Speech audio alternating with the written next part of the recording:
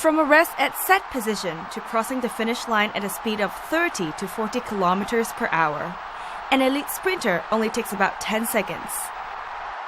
During each phase in a sprint, the sprinter takes different stances. The coordination of various parts of the body, muscles and bones helps him move forward.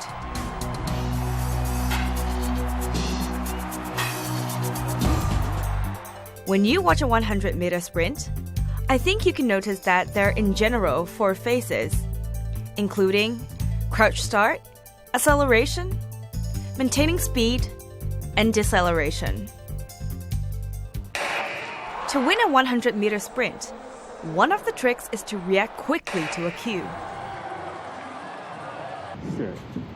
In short, reaction time is the time interval between detecting a signal from the horn or a starting gun and responding to it. In a world-class contest, sprinters generally have a reaction time of about 0.15 seconds. If a sprinter's reaction time is even 0.1 second longer than the others, he might be a few steps behind. Now let's look at the force involved in running. The sprinter's left foot is currently in the air. The sprinter's right foot exerts a force on the ground in a backward direction. We call this an action. You may refer to the red arrow. According to Newton's third law of motion, action and reaction always come in pair with equal magnitude, but act in opposite directions and on different objects. Simultaneous to his backward action onto the ground, a force of equal magnitude known as reaction will be exerted on the sprinter's foot by the ground in the forward direction. As the reaction is in forward direction, the force exerted by the ground pushes the sprinter forward.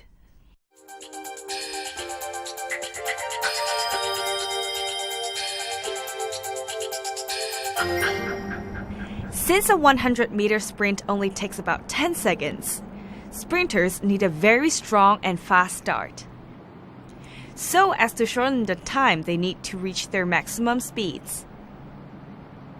Professional athletes adopt a crouch start with starting blocks to achieve the fast start. It was heard that many years ago in 1888 there was a sprinter. He discovered that when a person started from a crouch position, leaning forward, the reaction time could be shortened. At that time, there was no one starting from a crouch position or any other positions. They all liked to use a jogging position, with 1 foot forward and 1 foot behind. Then, somebody found that when starting with a crouch position, the sprinter leaned forward. There's a tendency to slide forward. It enables the sprinter to accelerate at the start. Then, in the world of sports science, as time went by, the researchers and the sprint coaches found that the sprint start with a crouch position, so far, is the most suitable one for sprinters to use. Then, another topic of a sprint start is the introduction of the starting blocks. In the Olympic Games, the formal use of starting blocks started in the London 1948 Olympics. When we have the starting blocks in the world of sprinting, including the 100, 200 and 400-meter sprint races, we can shorten all the reaction time of the sprint starts. Naturally, for all sprinters, it makes their performance improve greatly. The starting blocks help sprinters to stay in the crouch position and to lean forward. Compared with the standing position, crouch start allows the sprinters to exert a greater force onto the starting blocks.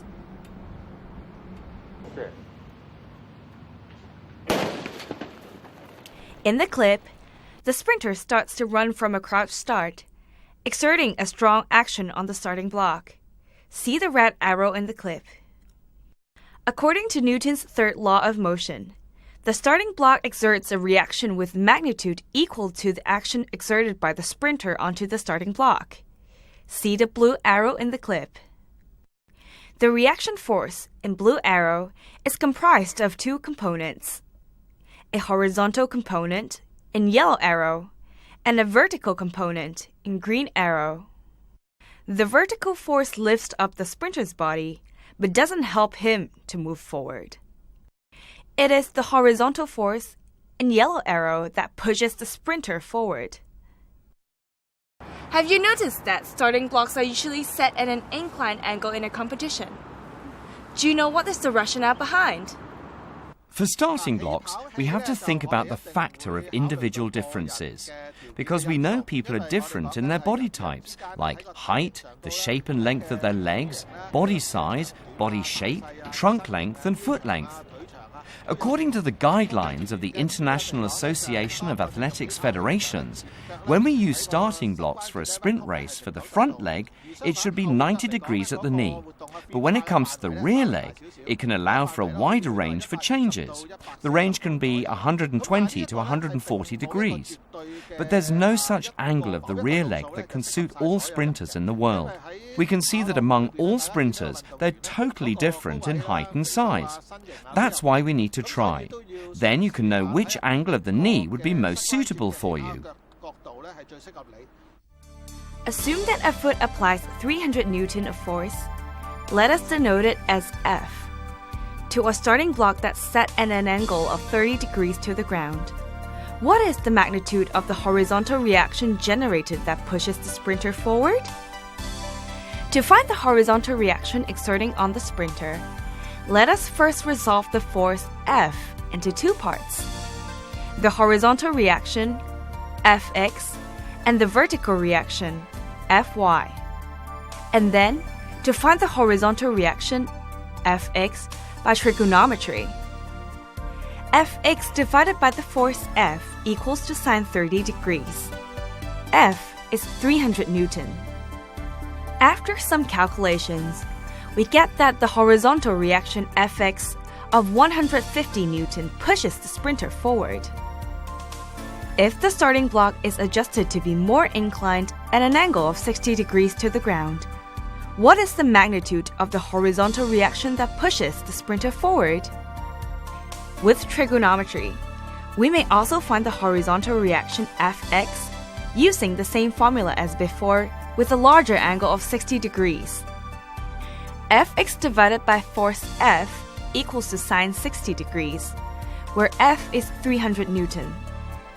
After calculations, wow! Once the starting block is adjusted at the larger angle of 60 degrees to the ground, the horizontal reaction is almost 260 Newton. This is almost a 70% increase over the horizontal force generated at 30 degrees.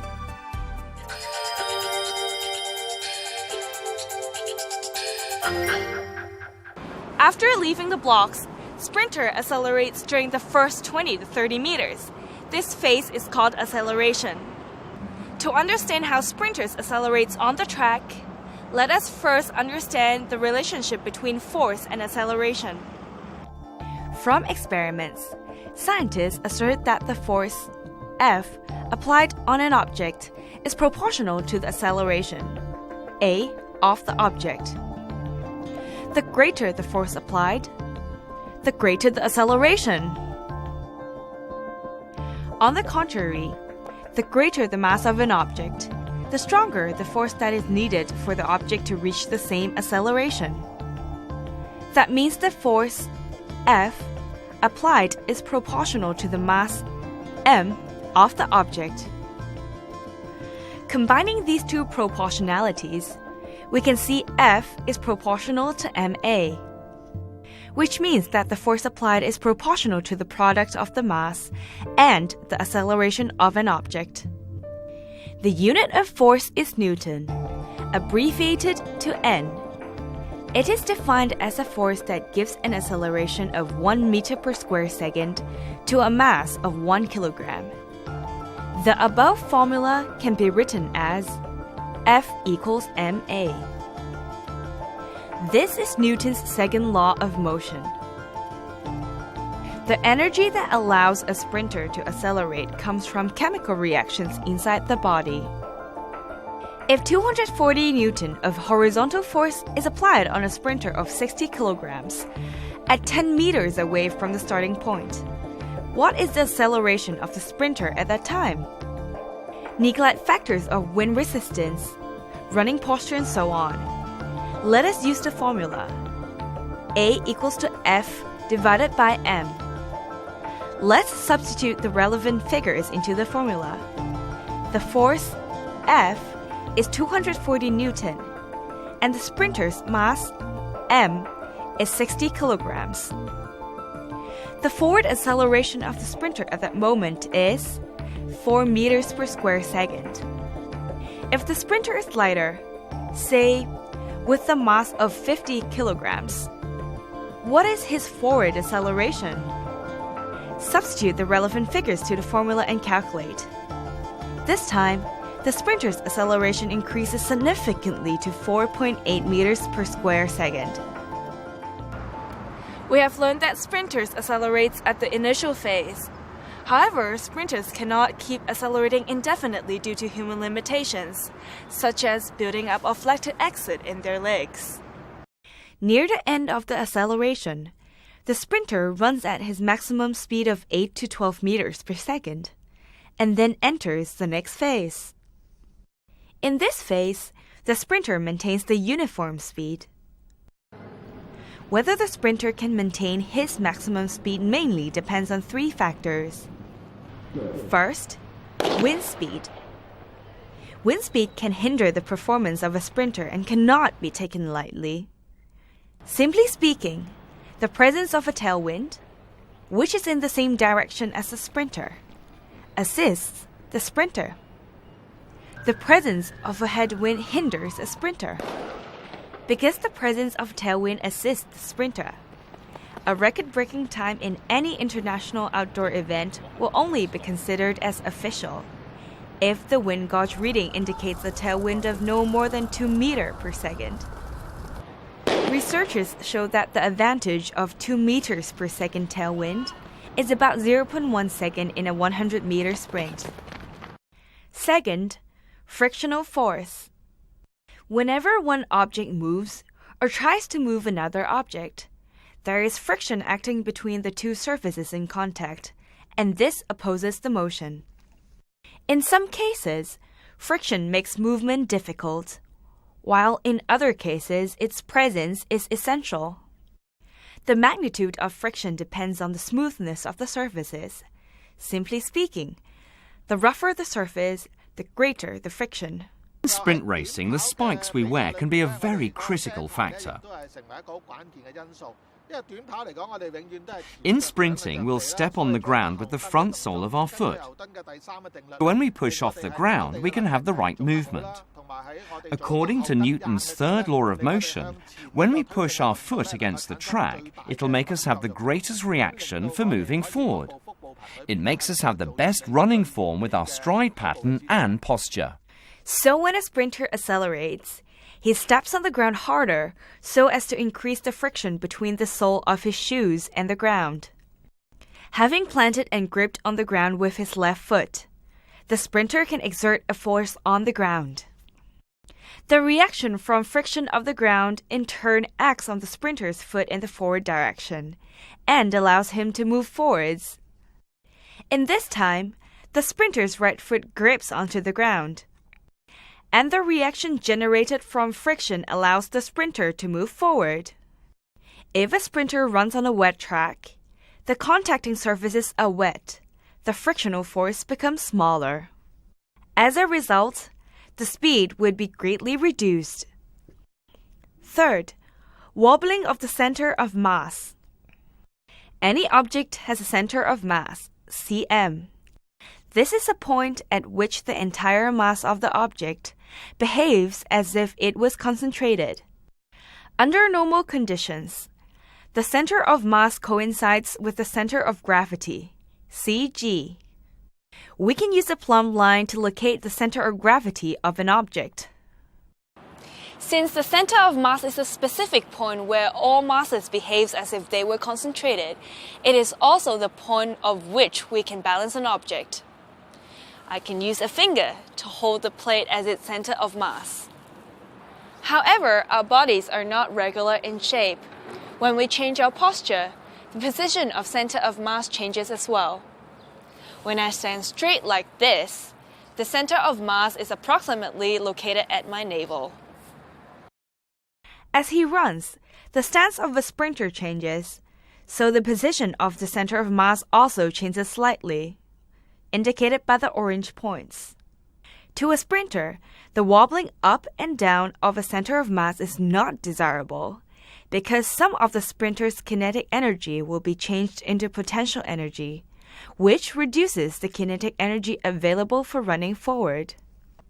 When the center of mass of a sprinter wobbles upwards, the energy undergoes the following change. Kinetic energy after wobbling upwards equals kinetic energy before wobbling upwards minus potential energy.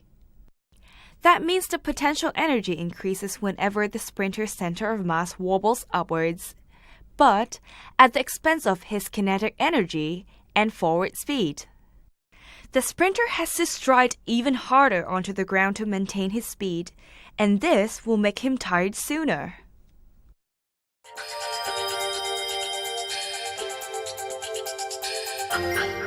In science, we have a term called momentum.